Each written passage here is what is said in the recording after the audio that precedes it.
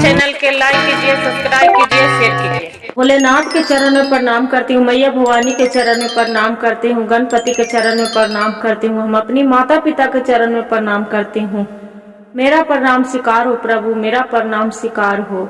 सभी देव देवी के चरण में प्रणाम करती हूँ, मेरा प्रणाम स्वीकार हो प्रभु, मेरा प्रणाम स्वीकार हो। भोले बाबा कहा थन गौरा माता पार्वती से कि हे गौरा, भांग धतूरा जरा सुन भांग पीस देता तो हम भांग पी लेती, मेरा मगन हो जाता। तो गौरा कहा थन कि हे भोले, आप सब दिन तू खा अथी भांग धतूरा, तू कभी भी तो मिश्री मलाई भांग धतूरा के लत छोड़ द। जे मिश्री मलाई के माखन तू खा, भांग धतूरा छोड़ द। और न तू छोड़बा तो हम नैहर रूस के हम चल जाए। तो देखा गुरु बहन, भो गौरा पार्वती से भोले बाबा का कहा थन, चाहे तू जयवा गौरा अपनी नैहरवा, चाहे तू जयवा गौरा अपनी नैहरवा, मिश्री मलाई गौरा हमहू न खइबो, मिश्री मलाई गौरा हमहू न खइबो, भांग धतूरा गौरा हमरो भोजन माँ, भांग धतूरा गौरा हमरो भोजन माँ, बेला पतया गौरा हमरो यहरवा, बेला पतया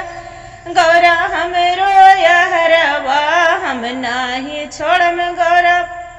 भांग धतूरवा, चाहे तू जयवा गौरा अपनी नैहरवा, चाहे तू जयवा गौरा अपनी नैहरवा। तब देखा गुरु बहन फिर भोले बाबा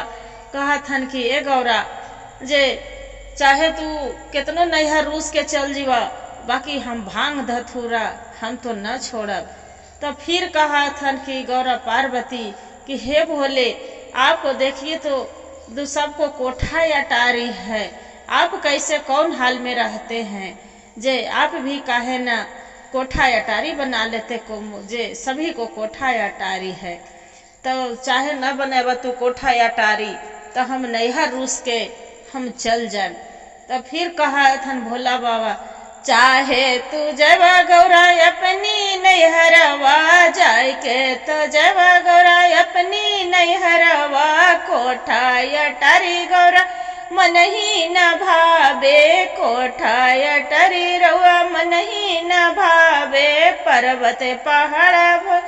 गौरा हमरो बसड़वा, पर्वत पहाड़ गौरा हमरो बसड़वा, हमहू जे राम गौरा पर्वत पहाड़िया, हमहू जे रहब गौरा पर्वत पहाड़िया, चाहे तू जयवा गौरा अपनी नैहरवा। फिर देखा गुरु बहन फिर कहा थन गौरा पार्वती की हे भोलेनाथ, अब तो पर्वत पहाड़ पर भी तू न छोड़वा, तो एक काम कर, देखा तो सब कितना बढ़िया ढोल बाजा बजावा है, बाकी तोर हाथ में देखा कि एक काठ के डमरू और तिरछू लेके चला है, जो कि सब स्नो पाउडर लगवा है, तू काहे राख भभूत लगवा है। तब कह जे अब न छोड़वा तू छाई भोलेनाथ है, आप छोड़ द, तू पर अथी करेला डमरू बजवेला, तिरछुल हाथ में लेवेला और राख भभूत लगवेला, जे अब न तो हम नैहर रूस के चल जाम। तब फिर कहा थन भोलेनाथ, चाहे तू जयवा गौरा अपनी नैहरवा, जाय के तो जयवा गौरा अपनी नैहरवा, तिरछुल डमरुआ गौरा हम नाही छोड़बो, तिरछुल डमरुआ गौरा हम नाही छोड़बो, राख भभूत गौर स्नो पाउडर गौरा मन हूँ न भावे, स्नो पाउडर गौरा मन हूँ न भावे, रखिया भभूत गौरा हमरो लगनमा, रखिया भभूत गौरा हमहू लगनमा, हम नाही छोड़ब गौरा रखिया भभूतिया, ढोलया बजा गौरा मन हूँ न भावे, ढोलया बजा गौरा मन हूँ न भावे, खटके डमरुआ गौरा हम बजैबो, काठ के डमरुआ गौरा हमहू बजैबो।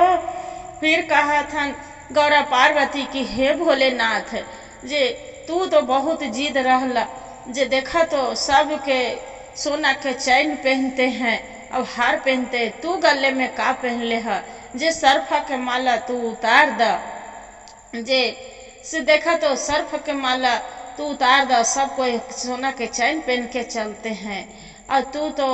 अथी कैला एक गला में नाक के हार पहन के चल रहा है, जे सब चंदन टीका लेते हैं, और तू तो दूज के चांद लगा के चल रहा है। से हे भोलेनाथ ई वाला तो उतार द। तब फिर भोलेनाथ कहा न तो फिर हम नैहर रूस के चल जा भोले, तू न उतारवा। तब फिर कहा था कि देखा गुरु बहन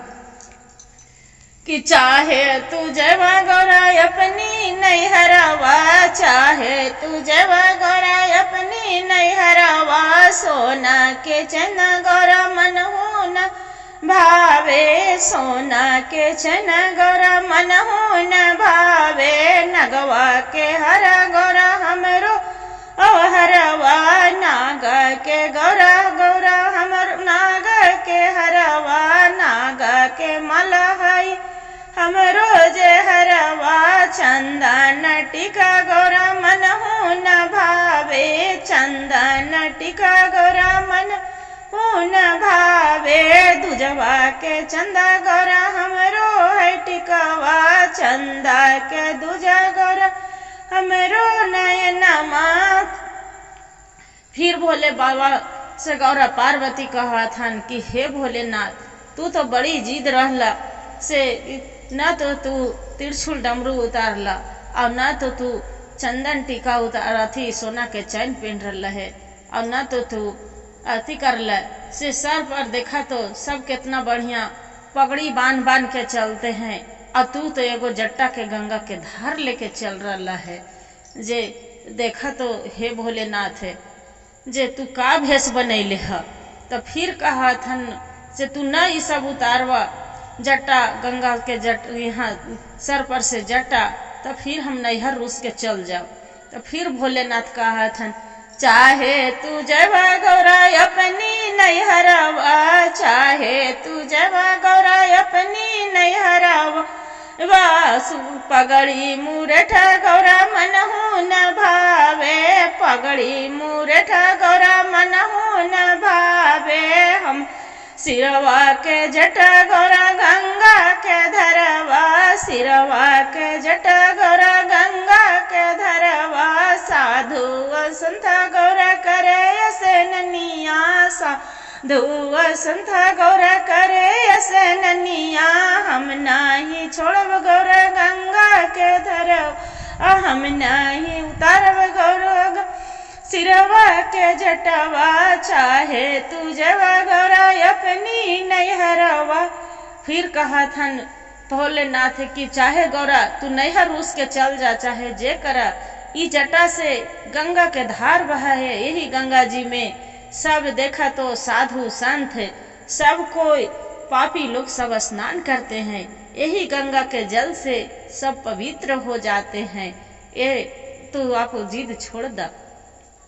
तब फिर भोलेनाथ के कहा थन माता पार्वती कि हे प्रभु हे स्वामी तोरा हर चीज के तो जिद बा, बाकी देखा तो सब कोई पहनले है कोठा अथी कुर्ती शर्ट पैंट पहनते हैं, तू तो मिर्गा के छाल पहनले है, ई मिर्गा के छाल ई कमर में से हटा दा, कम से कम शर्ट पैंट तू पहनला, और न तो तू धोती कुर्ता पहनला, जे सब के देखा तो लोग के देखा ही। तब फिर न उतारवा भोलेनाथ, तब फिर हम स्वामी हम चल जाब नैहर, जिद न कर तुम। तब फिर भोलेनाथ कहा था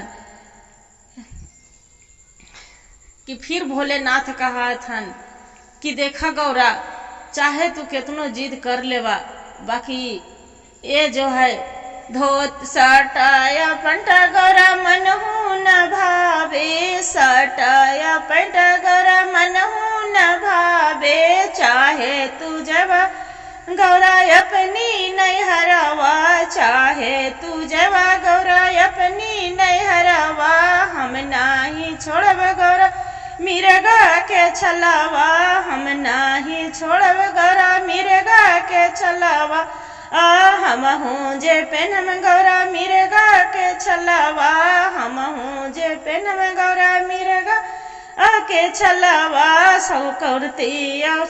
कुर्ता या धोती गौरा मन हूँ न भावे कुर्ता या धोती गौरा मन हूँ न भावे हम ना ही छोड़ब गौरा मिर्गा के छलावा चाहे तू चल जा गौरा अपनी नैहरवा। फिर कहा था भोलेनाथ की हे गौरा तो भले तू नैहर चल जा बाकी हम मिर्गा के छाल न छोड़ब ई केतनो है तो ई मेरा बदन के महान है तो हम ना छोड़ब गौरा। फिर माता पार्वती फिर बोल रहा था कि हे भोलेनाथ है तो आप बहुत जिद है जे कम से कम देखा तो सबके देखते हैं कि यार दोस्त चलते हैं बाकी आप भूत बैताल के संग मत चला जे हमरा कोई सहेली न है यार दोस्त के पत्नी रहतन हल तो कम से कम कोई सहेली रहतन हल तो कम से कम जड़ी बोलती हल बतियती हल जे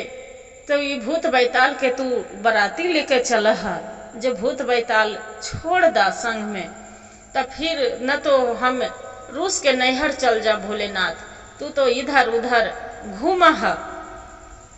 तब फिर कहा था भोलेनाथ चाहे तू जयवा गौरा अपनी नैहरवा चलियो तू जाहू गौरा अपनी नैहरवा हम नाही छोड़ब गौरा भूतवा बैतलवा हम नाही छोड़ब गौरा भूतवा बैतलवा यार या दोसा गौरा मन ही न भावे यार या दोसा गौरा मन ही न भावे हम नाही छोड़ब गौरा भूतवा बैतलवा हम नाही छोड़ब गौरा भूतवा बैतला गौरा तोर सखिया साले हरे भूतवा बैतलवा गौरा तोर सखिया साले हरे हम नाही छोड़ब गौरा भूतवा बैतलवा।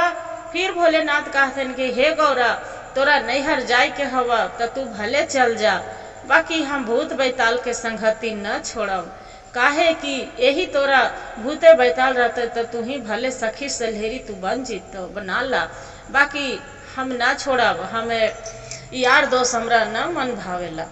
फिर कहा थन माता पार्वती कि हे स्वामी देखा तो भोलेनाथ है सबके देखते हैं कि कार और मार्शल पर चढ़ते हैं बाकी तू ये कार रख ले है एक बैल के सवारी कहूँ भी जाते हैं भोलेनाथ तू बैल पर चढ़ के जाते हैं जे कम से कम सबके लिए किसी को देखें तो एक साइकिल है तो किसी को कार है तो किसी को मार्शल है तो किसी को बस है तो किसी को गाड़ी है और तू एको बसहा कर लेला है भोलेनाथ है कि एगो बैल पर चढ़ के जहाँ सवारी करके जे तू भी छोड़ दा भोलेनाथ है जे ई बसहा के इस बैल के सवारी छोड़ दा एगो कार कीन ला तू चला साथ में हम भी घूमम। तब फिर भोलेनाथ कहा थन कि अब ना तो तू ना छोड़वा गौर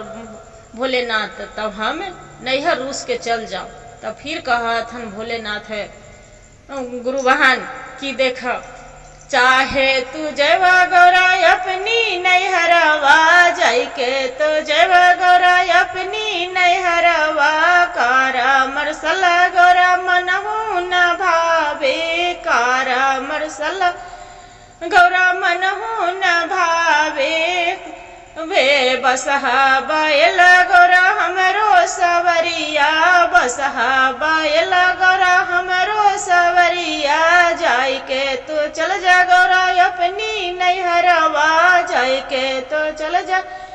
गौरा अपनी नैहरवा हम नाही छोड़म गौरा तो बसहा बैलवा हम नाही छोड़म गौरा बसहा बैलवा। या फिर कहा थन कि हे गौरा चाहे तू नैहर चुरूस के चल जा और चाहे तू जो भी रहे लहवा तो तू रहा बाकी हमरा कार मार्शल हमारा मन न करे हमरा मन न भावेला जे हम भूत ई बसहा बैल के न छोड़ब,